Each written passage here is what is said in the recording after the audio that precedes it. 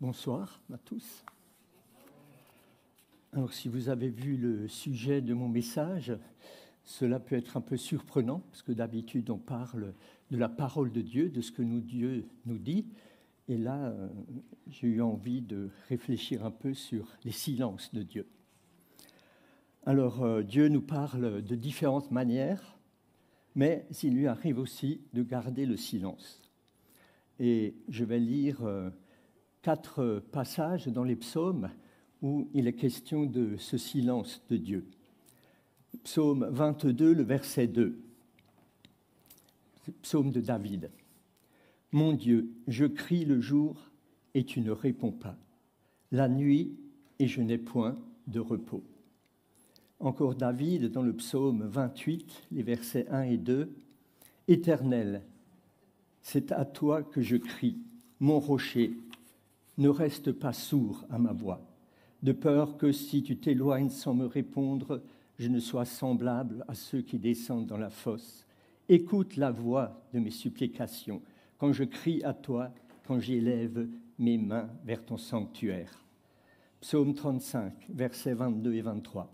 « Éternel, tu le vois, ne reste pas en silence. Seigneur, ne t'éloigne pas de moi. Réveille-toi, réveille-toi pour me faire justice. Mon Dieu, mon Seigneur, défends ma cause. » Et enfin, dans le psaume 83, le verset 1, il s'agit là d'un psaume d'Asaph, qui était un lévite, chantre et musicien.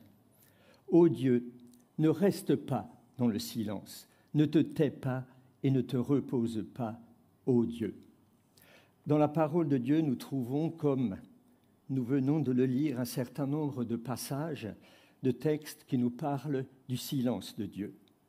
David et Asaph ont tous les deux certainement connu un bon nombre d'exaucements à leurs prières, et nous les voyons là dans ces 4 passages, crier vers Dieu, l'implorer pour qu'il ne garde pas le silence, qu'il ne se taise pas. Chacun de nous a pu l'expérimenter, sûrement ce silence de Dieu, des non-réponses. Le silence nous est souvent insupportable, et d'autant plus lorsque nous attendons une réponse. Imaginez un instant, vous êtes devant un conjoint, un ami, un enfant, vous lui posez une question qui demande une réponse, vous attendez une réponse, et la personne vous regarde dans les yeux et elle reste silencieuse. Pas de réponse. Posez sûrement la question, mais que se passe-t-il? Pourquoi ce silence? Pourquoi pas de réponse? On peut connaître alors un certain agacement, peut-être l'énervement. Ou alors, autre exemple, imaginez que le prédicateur, lors d'un culte, monte sur l'estrade, se place devant vous et ne dit rien. Il reste là sans rien dire. Je pense que tout le monde se poserait la question, mais que se passe-t-il? Ce silence nous est insupportable. Donc, nous pouvons voir que le silence d'une personne, l'absence de parole, peut être insupportable, gênant et parfois provoquer un malaise. Et Dieu, lui aussi, est-il parfois silencieux? La Bible nous enseigne que Dieu est parole. Toutes choses ont été créées par sa parole. Nous lisons dans le premier chapitre de la Genèse, la création, et à chaque fois il est dit « Dieu dit et la chose fut ». Donc nous voyons là la puissance créatrice de la parole de Dieu. La Bible est parole de Dieu.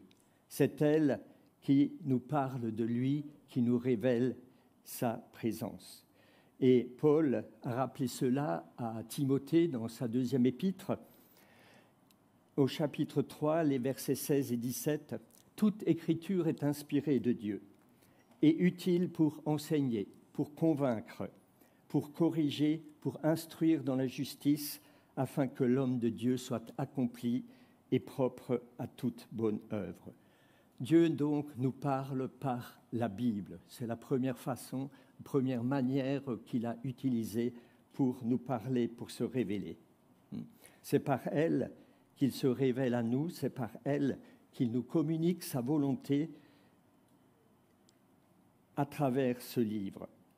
Mais parfois, face à un problème, face à une difficulté, face à la maladie ou à la mort, nous attendons une réponse de Dieu. Nous attendons peut-être une explication et nous avons la sensation que Dieu ne répond pas, qu'il reste muet, qu'il reste silencieux. Ne vous êtes-vous jamais demandé, dans peut-être des épreuves de votre vie, de se dire « j'ai l'impression que Dieu est silencieux avec moi, qu'il ne me répond pas. Je n'ai pas de réponse à mes interrogations. » Alors qui, face à ce problème, qui d'entre nous n'aimerait pas traverser l'existence avec le sentiment de la présence débordante, permanente et chaleureuse de Dieu? Prier en constatant que chacune de nos prières a trouvé sa réponse, que Dieu l'a toujours et pleinement exaucée. On pourrait dire d'une certaine façon que est-ce que nous ne rêverions pas tous d'une vie qu'on pourrait appeler une vie comme un long fleuve tranquille?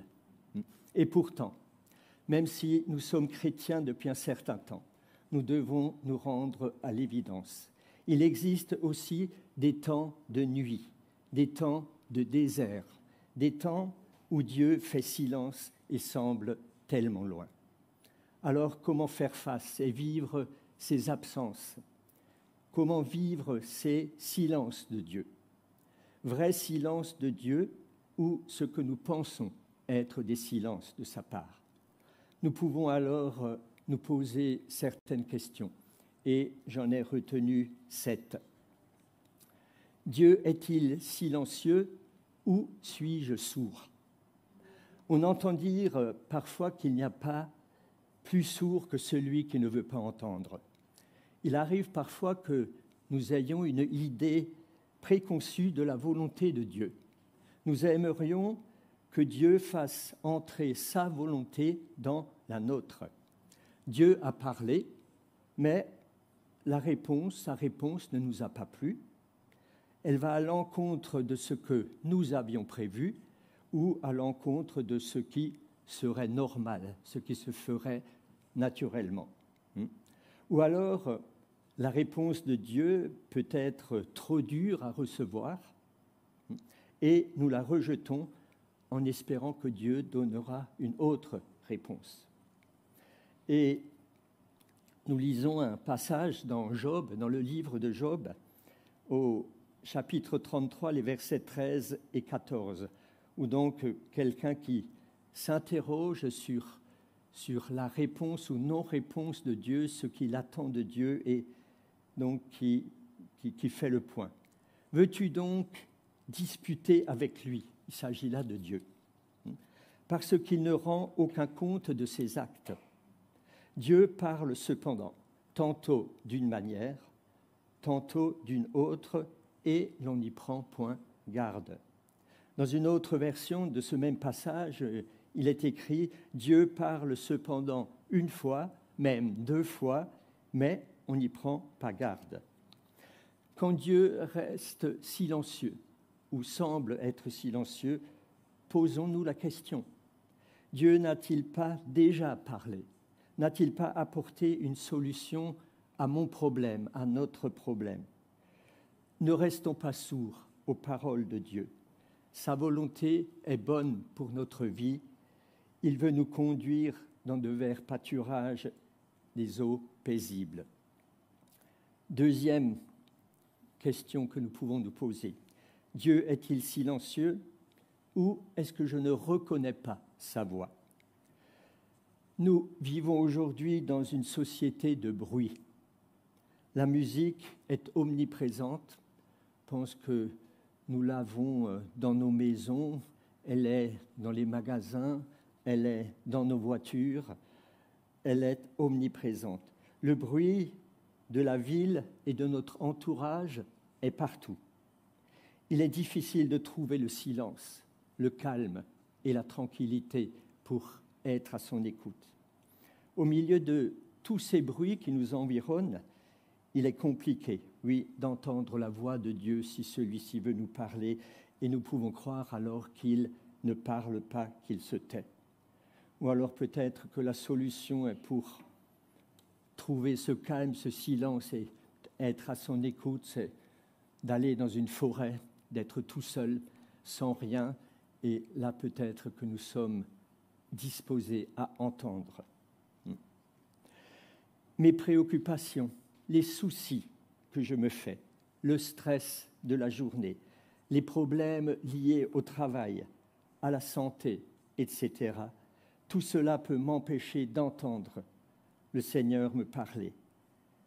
Peut-on alors dire qu'il existe une bonne et une mauvaise manière d'écouter? Savoir écouter, est-ce que cela va de soi? Et je pense que nous nous sommes tous trouvés en présence de personnes qui ont du mal à écouter, tellement remplies de ce qu'elles ont envie de dire qu'on a du mal, je dirais, à en placer une, à s'exprimer, parce que ce n'est pas évident d'écouter. Jésus nous avertit à ce sujet. Dans Luc, chapitre 8, le verset 18, « Prenez donc garde à la manière dont vous écoutez, car on donnera à celui qui a, mais celui qui n'a pas, on ôtera même ce qu'il croit avoir. » Donc, nous voyons bien là Jésus qui dit « Prenez garde à la manière dont vous écoutez ». Est-ce que vous écoutez vraiment ou est-ce que, lorsque vous êtes censé écouter, vous êtes distrait par plein d'autres choses? Donc, il s'agit bien d'écouter, mais aussi de mettre en pratique ce que nous entendons, ce que nous comprenons. Entendre la voix de Dieu est un exercice qui peut s'apprendre. Nous devons aiguiser notre écoute pour être capables d'entendre et de reconnaître sa voix. Et dans ce domaine de reconnaître sa voix, nous avons dans l'Ancien Testament l'exemple du petit Samuel qui, en présence d'Élie, a fait cet apprentissage-là. Alors qu'il dormait, Dieu appela Samuel à 3 reprises. Il pensait tout d'abord, à chaque fois, il pensait que c'était Élie, le prophète, qui l'appelait. Et nous lisons dans le premier livre de Samuel, au chapitre 3, le verset 7. Samuel ne connaissait pas encore l'Éternel, et la parole de l'Éternel ne lui avait pas encore été révélée. C'est au bout de 3 reprises et de l'enseignement d'Élie que Samuel a reconnu la voix de l'Éternel. Donc, nous voyons que reconnaître la voix de Dieu, comprendre ce qu'il veut nous dire, est un apprentissage, une formation en quelque sorte. Donc, prenons des moments de silence devant le Seigneur, hors de tout le tumulte quotidien pour écouter Dieu nous parler, soit au travers de sa parole ou par tout autre moyen que lui aura décidé. Efforçons-nous, malgré tous les soucis, tous les problèmes que nous pouvons rencontrer dans nos vies, de prendre un temps pour lire et rechercher la réponse de Dieu dans sa parole. Sa parole. Cette réponse peut aussi venir, bien sûr, de l'enseignement d'un frère, d'une sœur, d'une lecture, d'une écoute, de différentes manières. Dieu n'est pas forcément muet, silencieux, c'est peut-être à nous d'exercer notre oreille à l'entendre. Dieu est-il silencieux ou alors se cache-t-il? Certains d'entre nous ont un sens très fort de la présence de Dieu, mais il peut arriver même pour les plus grands hommes de Dieu de traverser des périodes d'intense sécheresse, de désert, de ces moments de non-réponse qui peuvent être douloureux. Et nous avons l'exemple dans la Bible de Moïse, d'Élie, de David et de bien d'autres encore, et même certains de nos contemporains, de grands hommes de Dieu qui ont connu de ces moments où ils pensaient ne plus entendre la voix de Dieu, ou pensaient que Dieu était resté muet. Nous avions sur le cœur quelque chose de lourd, la guérison d'un proche, nous étions dans une impasse face à un problème de famille ou de travail, nous étions dans une situation difficile et nous avions demandé à Dieu de nous sortir de là et rien n'est venu. Rien n'est venu, rien n'a changé, pas de réponse. Les choses ont continué leur cours et tout s'est passé comme si Dieu n'existait pas. Cette situation nous fera passer par des sentiments plus ou moins importants selon les personnes, selon nos dispositions. Et il est une personne dans la Bible qui exprime bien ces sentiments. Il s'agit de Jérémie. Et nous allons lire dans les Lamentations de Jérémie au chapitre 3. Quelques versets entre le verset 1 et 20. « Je suis l'homme qui a vu la misère sous la verge de sa fureur. Il m'a conduit, mené dans les ténèbres et non dans la lumière. J'ai beau crier et implorer du secours, il ne laisse pas accès à ma prière. Il a fermé mon chemin avec des pierres de taille. Il a détruit mes sentiers. Et j'ai dit, ma force est perdue. Je n'ai plus d'espérance en l'Éternel. Quand je pense à ma détresse et à ma misère, à l'absinthe et au poison, quand mon âme s'en souvient, elle est abattue au-dedans de moi. » Il ne s'agit pas de n'importe qui, de n'importe quel croyant ordinaire. Il s'agit bien de Jérémie, un prophète de Dieu, qui a vécu, comme tout prophète, des moments de communion très intenses et très particuliers avec Dieu.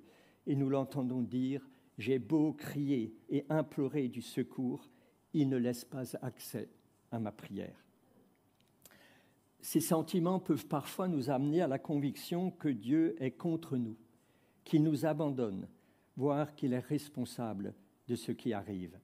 Cela peut nous amener à une grave crise de la foi, surtout si on nous a parfois ou souvent enseigné que tout ira bien puisque Dieu est avec nous. Nous trouvons une réponse dans la suite de ce texte des Lamentations, toujours au chapitre 3, à partir du verset 21, où, suite à cette dépression, cette non-réponse de Dieu à Jérémie, il trouve quand même des sujets d'espoir, et voici ce qu'il déclare. « Voici ce que je veux repasser en mon cœur, ce qui me donnera de l'espérance. Les bontés de l'Éternel ne sont pas épuisées, ses compassions ne sont pas à leur terme. Elles se renouvellent chaque matin. Oh, que ta fidélité est grande. L'Éternel est mon partage, dit mon âme. C'est pourquoi je veux espérer en lui. L'Éternel a de la bonté pour qui espère en lui, pour l'âme qui le cherche. Il est bon d'attendre en silence le secours de l'Éternel. » Nous pouvons dire là que non, Dieu ne se cache jamais. C'est plutôt, lorsque nous ressentons cela, c'est plutôt nous qui construisons un mur qui nous cache sa présence. Et lisons encore 2 derniers versets dans ce chapitre 3 des Lamentations. « Recherchons nos voies et sondons, et retournons à l'Éternel. Élevons nos cœurs et nos mains vers Dieu qui est au ciel. Nous avons péché, nous avons été rebelles. » Et lorsque nous nous trouvons dans de tels moments de désert, de solitude, où nous avons l'impression que Dieu ne répond pas, que Dieu garde le silence, réfléchissons alors à nos dernières attitudes envers Dieu. Lui sommes-nous restés fidèles ou alors est-ce que nous l'avons mis de côté, un peu de côté, nous avons négligé cette communion, cette relation avec lui. Un 4e point, Dieu est-il silencieux ou alors n'a-t-il pas déjà répondu parce que la réponse est évidente. Nous trouvons dans la parole de Dieu un certain nombre de réponses à nos questions, à nos prières. il peut nous arriver de poser certaines questions à Dieu en espérant qu'en la posant, Dieu change de réponse. Que Dieu change de réponse par rapport à ce que nous avons compris dans sa parole. Et lorsque nous la posons, Dieu reste silencieux, puisque la réponse est évidente, elle est dans sa parole. Nous ne pouvons pas attendre de réponse de sa part lorsque, par la Bible, par sa parole, il nous a déjà donné sa réponse. Seigneur, on peut se poser des questions, quelqu'un se poserait, quelle attitude envers ce voisin qui n'est vraiment pas sympa ou envers celui qui me fait du tort? La parole de Dieu donne la réponse dans les attitudes que nous devons avoir envers des personnes avec qui nos relations sont négatives. Et j'ai simplement retenu 3 versets dans l'Épître aux Romains et dans l'Évangile de Luc, où la réponse nous est donnée dans les comportements que nous avons à avoir envers nos prochains, même lorsqu'ils sont difficiles ou pénibles. Romains 12, 18. S'il est possible, autant que cela dépend de vous, soyez en paix avec tous les hommes. Romains 12, 19. Ne vous vengez pas vous-même, bien-aimés, mais laissez agir la colère, car il est écrit « À moi la vengeance, à moi la rétribution, dit le Seigneur. » Ou enfin Luc 6, 27, et c'est là le passage le plus radical qui sûrement différencie la Bible, la parole de Dieu, de tout ce qui peut exister par ailleurs comme idéologie ou comme philosophie. Jésus qui parle. « Mais je vous le dis à vous qui m'écoutez, aimez vos ennemis, faites du bien à ceux qui vous haïssent, bénissez ceux qui vous maudissent, priez pour ceux qui vous persécutent. » Nous avons là une réponse lorsque nous demandons à Dieu des conseils, quelle attitude adopter envers telle ou telle personne qui nous serait antipathique ou qui nous ferait, éventuellement nous a fait du tort. Quand Jésus s'est retrouvé face au souverain sacrificateur dans ces dernières heures de sa vie sur cette terre, et que ce dernier lui dit « Ne réponds-tu rien ? Qu'est-ce que ces hommes déposent contre toi ?» Il parlait de tous ceux qui apportaient de faux témoignages contre Jésus pour le faire condamner. Jésus garde le silence. Que répondre en face de la mauvaise foi ? Et un peu plus tard, en présence de Pilate, nous lisons « Il ne répondit rien aux accusations des principaux sacrificateurs et des anciens. » Nous voyons là que Jésus, également interrogé, a gardé le silence parce qu'il n'y avait rien à répondre, parce que ceux qui l'interrogeaient savaient de quoi il s'agissait et connaissaient la vérité. Rappelons-nous que Dieu ne change pas et sa parole non plus. Si la réponse est évidente car inscrite dans sa parole, n'attendons donc pas que Dieu change sa réponse. Un 5e point, Dieu est-il silencieux ? Et nous pouvons voir dans ce silence de Dieu une vertu pédagogique. Le silence pour apprendre, pour nous apprendre certaines choses. Peut-être que le Seigneur pense que son silence est bon pour moi. Nous demandons en fonction de ce que nous savons, mais Dieu porte son regard sur les événements de nos vies. Il sait d'où viennent nos désirs. Il connaît surtout ce qu'il arriverait s'il exauçait nos prières, ce que nous, bien sûr, ignorons. Et il m'est arrivé un certain nombre de fois dans la vie où j'aurais voulu prendre telle ou telle décision, telle ou telle direction. Ça n'a pas marché. Dieu n'a pas répondu dans le sens-là. Ça ne s'est pas fait. Je me suis rendu compte par la suite que lui savait ce qu'il prévoyait pour moi et qui était tout autre que ce que moi j'avais prévu. Combien de fausses routes aurais-je pu emprunter si tout s'était passé comme je l'avais souhaité, sans même parler de prières contradictoires que ces enfants peuvent lui adresser. Et j'ai pensé là à des prières qui pourraient concernait la météo et que nous faisons parfois. Et je me suis dit peut-être qu'au même endroit, il y a un agriculteur qui prie pour qu'il pleuve, parce que ses cultures ont besoin de pluie, et puis son voisin, il prie pour qu'il y ait le beau temps, parce qu'il a prévu un pique-nique. Donc voilà, Dieu, à qui répondra-t-il ou ne répondra-t-il à personne? Il laissera simplement faire ce que la météo avait prévu. Nous sommes appelés à aligner notre volonté sur la volonté de Dieu. Et cela est tout un apprentissage. Et Jean, dans sa première épître, nous rappelle cela, 1 Jean 5,15. Nous avons auprès de lui cette assurance que si nous demandons quelque chose selon sa volonté, il nous écoute. Je crois que ce qui est essentiel dans ce passage, ce n'est pas si nous demandons selon sa volonté. Selon sa volonté. Et comment mieux connaître sa volonté si ce n'est par la lecture de sa parole? Rappelons encore ce qu'a écrit le prophète Jérémie. Il est bon d'attendre en silence le secours de l'Éternel, il est bon pour l'homme. Il se tiendra solitaire et silencieux parce que l'Éternel le lui impose.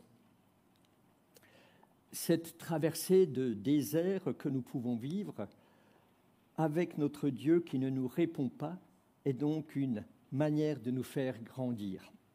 Il veut que nous grandissions et il commence à nous aider à affronter la vie véritable comme nous le faisons avec nos enfants.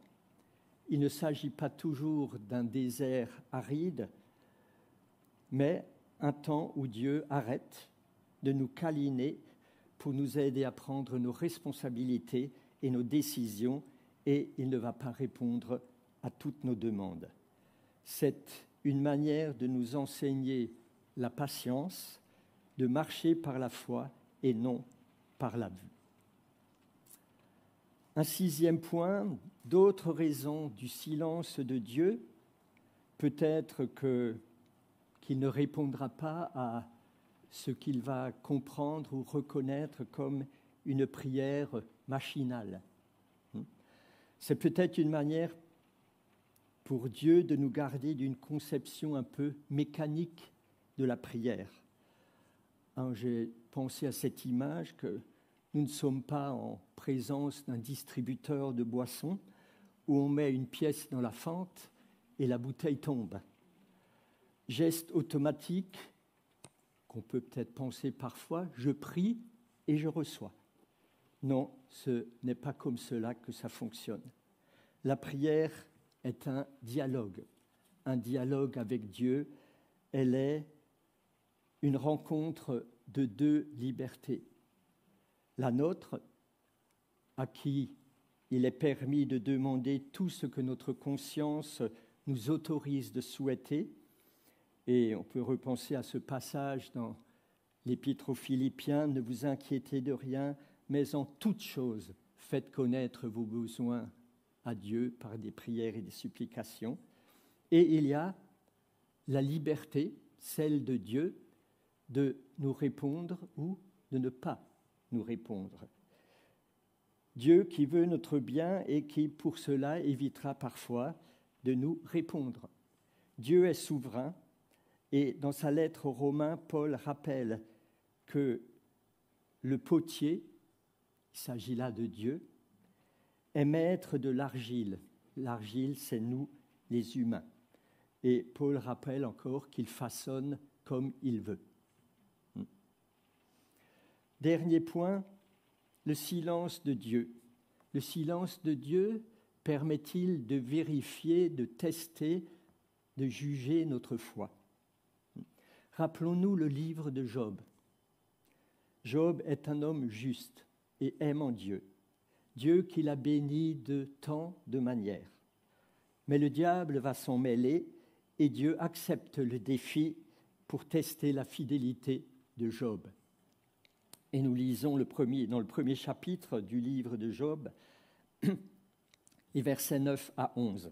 « Et Satan répondit à l'Éternel, « Est-ce d'une manière désintéressée que Job craint Dieu? Ne l'as-tu pas protégé, lui, sa maison et tout ce qui est à lui? Tu as béni l'œuvre de ses mains, et ses troupeaux couvrent le pays. Mais étends ta main, touche à tout ce qui lui appartient, et je suis sûr qu'il te maudit en face. » L'accusation du diable s'est révélée fausse, mais est-elle toujours fausse? Job n'a pas maudit Dieu, il a reconnu, il s'est incliné et il a dit cela: l'Éternel a donné, l'Éternel a repris, que le nom de l'Éternel soit béni. Combien de fois sommes-nous fidèles à Dieu parce que nous espérons bien en tirer un avantage? Et si ce n'était pas le cas, que ferions-nous? Comme Job, on peut se mettre à la place de Job avec tout ce qui lui est arrivé, la perte de tous ses enfants, les troupeaux. Qu'aurais-je fait à sa place? Je ne sais pas. Je ne sais pas. Alors, continuerions-nous à le servir ou bien allons-nous renoncer? Et on pourrait dire qu'il est tellement plus tentant d'être attaché au don plutôt qu'au donateur. Et entendu parler un jour d'une famille de personnes qui disaient qu'ils avaient perdu la foi suite au décès de la grand-mère. Toutes les grand-mères finissent par partir un jour. Je pense que c'était là peut-être une foi un peu faible si on la perd à cause du décès d'une personne âgée. En conclusion, nous réalisons que nous n'allons pas toujours tout comprendre. La volonté de Dieu restera toujours en grande partie mystérieuse, pas en ce qui concerne l'ensemble des croyants, des personnes et ce qui est commun à tout le monde, mais cette volonté de Dieu pour chacune de nos vies personnelles. Pourquoi Dieu ne répond pas? Pourquoi reste-t-il silencieux? Nous n'en savons rien le plus souvent. Et nos explications ne sont parfois que des tentatives un peu maladroites pour nous rassurer. Nous ferons toujours face au mystère de Dieu. Nous ne pouvons pas le mettre dans une boîte et le sortir quand nous en avons besoin pour qu'il ne nous révèle que ce que nous voudrions entendre. Rappelons-nous que Dieu est le Créateur, qu'il est tout-puissant, qu'il sait toutes choses. Il n'y a donc rien d'étonnant que le secret de sa volonté nous échappe en partie. En partie. Il nous rappelle cela par la bouche du prophète Ésaïe. Ésaïe 55, le verset 8. C'est donc Dieu qui parle par Ésaïe. « Car mes pensées ne sont pas vos pensées, et vos voix ne sont pas mes voix, dit l'Éternel. Autant les cieux sont élevés au-dessus de la terre, autant mes voix sont élevées au-dessus de vos voix, et mes pensées au-dessus de vos pensées. » Nous connaissons sa volonté par ses commandements, mais en ce qui concerne les événements en détail de notre vie, lui seul les connaît. On peut dire que, oui, quand Jésus dit « Qui de vous, par ses inquiétudes, peut ajouter une coudée à la durée de sa vie ?» Nous ne savons pas ce que sera demain.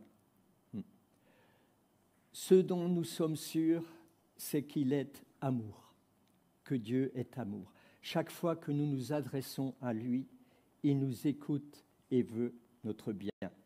Mais nous n'aurons pas toujours une réponse.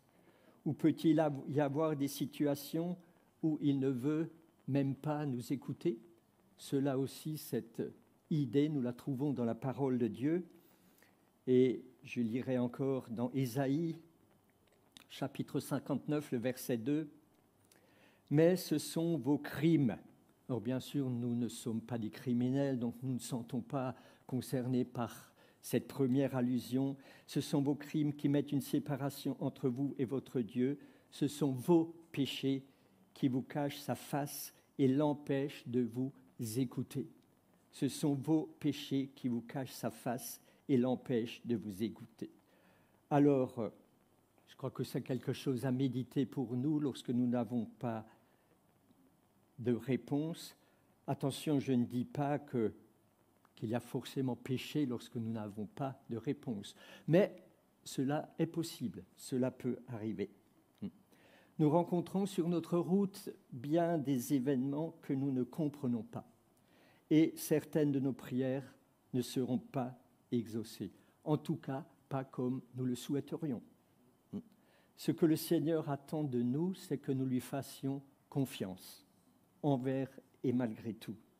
Mais cette confiance ne repose sur aucune certitude de ce qui pourrait arriver. Ne faisons pas confiance à Dieu parce que nous savons qu'il pourrait nous exaucer, mais ayons confiance en lui parce que nous croyons en son amour. Notre vie restera toujours dans une certaine incertitude, mais elle devrait être une incertitude confiante.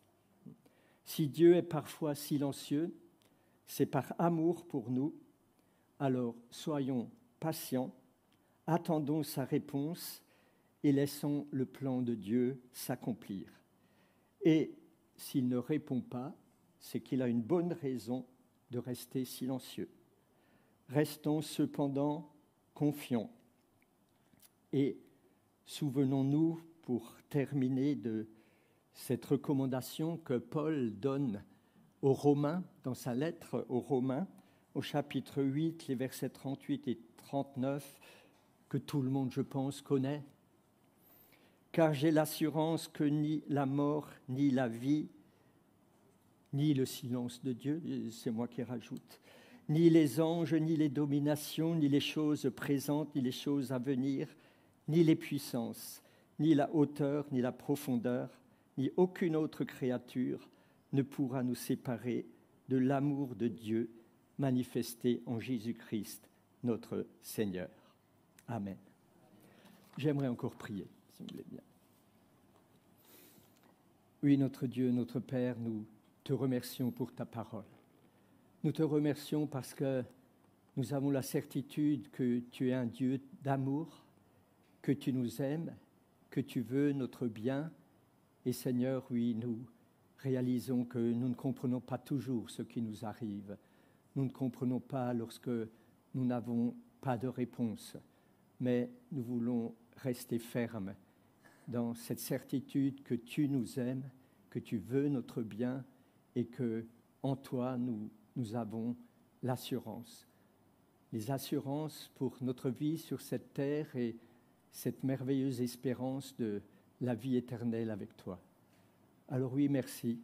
Merci, donne-nous d'être patients, donne-nous de te faire confiance en toutes occasions, de méditer ta parole, de chercher les réponses à nos questions dans ta parole. Et lorsque nous ne nous trouvons pas, alors Seigneur, nous pouvons continuer à te dire que nous t'aimons, que nous te faisons confiance pour que tu continues à diriger notre vie comme toi tu le prévois, comme toi tu l'as prévu et comme toi tu le veux. Nous te louons, nous te remercions au nom de Jésus. Amen. Amen, amen. Merci Jean.